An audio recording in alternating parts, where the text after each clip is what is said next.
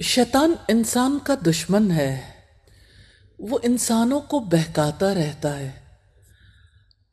और आप अपने जिंदगी में देखते होंगे, किसी को वो हसद में मुब्तला करता है, किसी को इंतकाम लेने के लिए तैयार करता है, किसी के लिए अनानियत जैसे जज्बात उभारने की कोशिश करता है।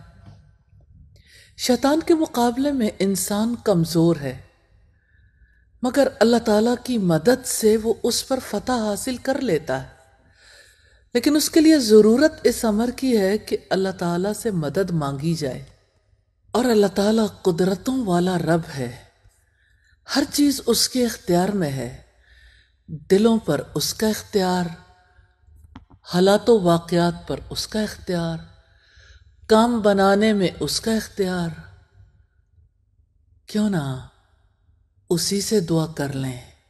सैयदना अबू सईद खुदरी से रिवायत है कि जिब्रील अलैहिस्सलाम नबी करीम सल्लल्लाहु अलैहि वसल्लम के पास आए और कहा, ए मोहम्मद, आप तकलीफ महसूस करते हैं?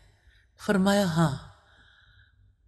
तो उन्होंने कहा, बिस्मिल्लाहि अरक़ीका मिन कुल्ली शैइन युज़ीका मिन शर्रि कुल्ली नफ्सिन औ ऐनिन हासिदिन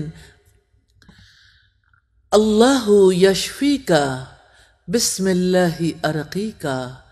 अल्लाह ताला के नाम से मैं आपको दम करता हूँ हर उस चीज़ से जो आपको तकलीफ और ईज़ा दे रही है, हर उस नफ्स के शर से और हासिद की नज़र से। अल्लाह ताला आपको शिफा दे। अल्लाह ताला के नाम से मैं आपको दम करता हूँ।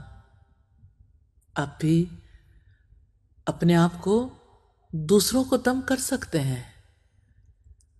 और आप देखें, जिस्म के अंदर तकलीफ हो रही है और तकलीफ का सबब क्या है? हासिद की नज़र है। हासिद की नज़र से शिफा के लिए अल्लाह ताला से दुआ करनी है। या अरहमर राहिमीन, हम सबको हसद से बचा लीजिए और हासिदों के शर से बचा लीजिए। आमीन सुम्मा आमीन।